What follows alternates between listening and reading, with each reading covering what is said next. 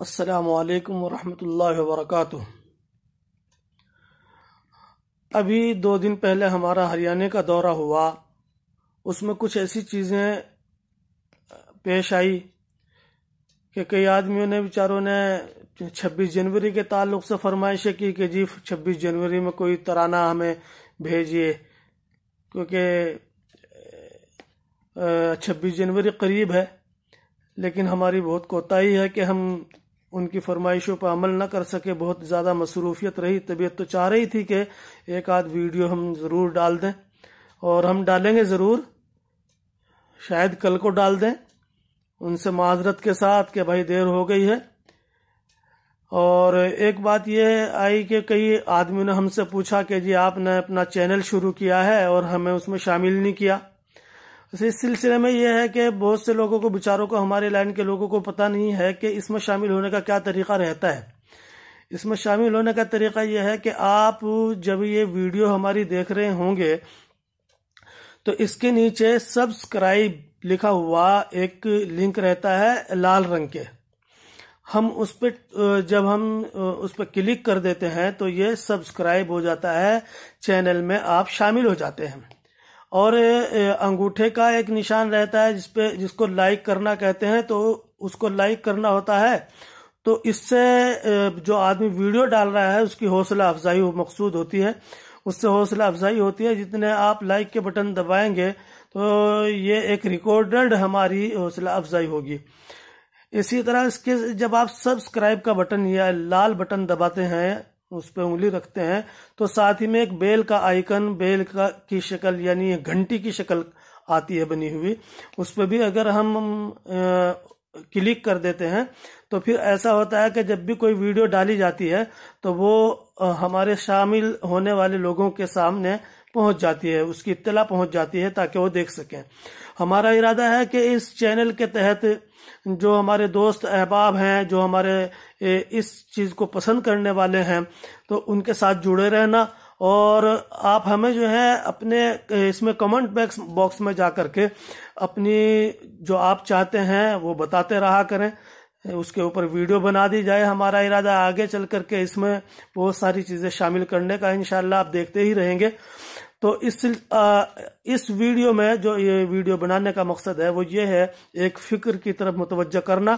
ایک مدرسے میں ہمارے ایک بزرگ ہیں، حضرت مولانا محمد ایوب صاحب ندوی بھٹکلی، جن کا ایک نام ہے تربیت کے تعلق سے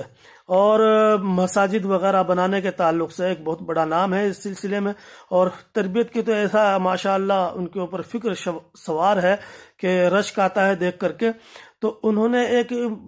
بڑے مدرسے کے ایک طلباء سے میں یہ سوال کیا کہ آپ میں صاحب ترتیب کون ہے؟ تو بڑے ہی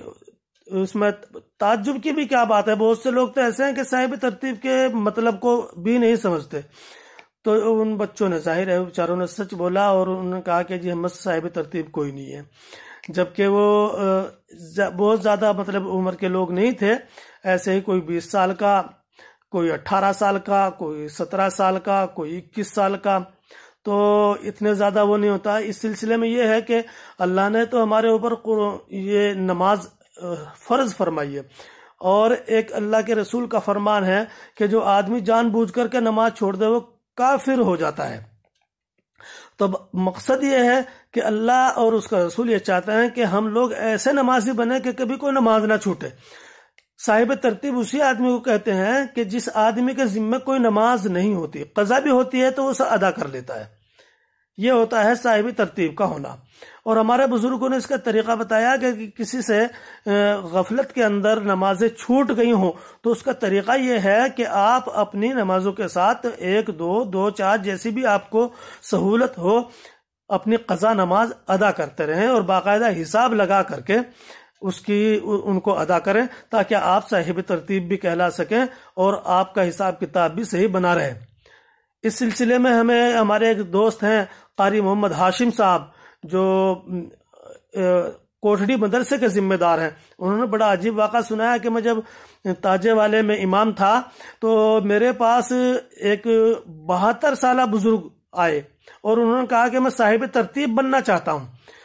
اور صاحب ترتیب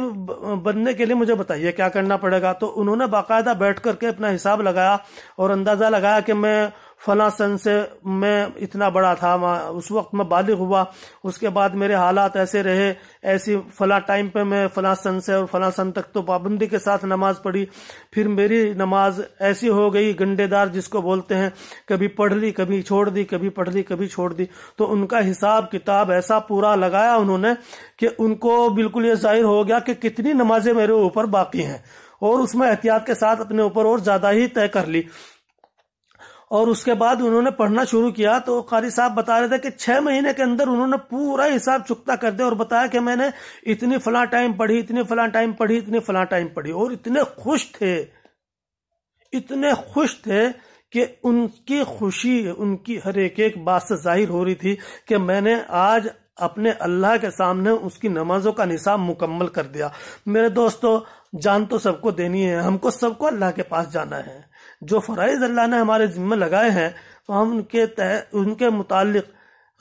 بیدار ہوئیں اور اس کی فکر کریں۔ اللہ تعالی ہمیں سمجھ کی توفیق عطا فرماوے۔ آپ سبھی حضرات سے درخواست ہے، کیا معلوم کہ یہ میری ویڈیو دیکھ کر کے کس آدمی کے اندر عمل کا جذبہ پیدا ہو جاوے اور وہ عمل پہ کھڑا ہو جاوے، اور آپ اس میں شیئر کرنے کے تعلق سے جتنے ثواب کے حقدار تھے اس کے ثواب کے حقدار بھی آپ بن جاویں، اور ممکن ہے کہ اس شیئر کرنے کی وجہ سے خود آپ کو توفیق ہو جائے اور کوئی ایسی اللہ کی طرف سے نیکی کی توفیق ہو جائے، یہ بڑی بات ہوگی۔ اللہ تعالی ہمیں سب کو اس کی سمجھ کی توفیق عطا فرمائے اور عمل کی بھی توفیق عطا فرمائے۔ آخر دعوانا الحمدللہ رب العالمین۔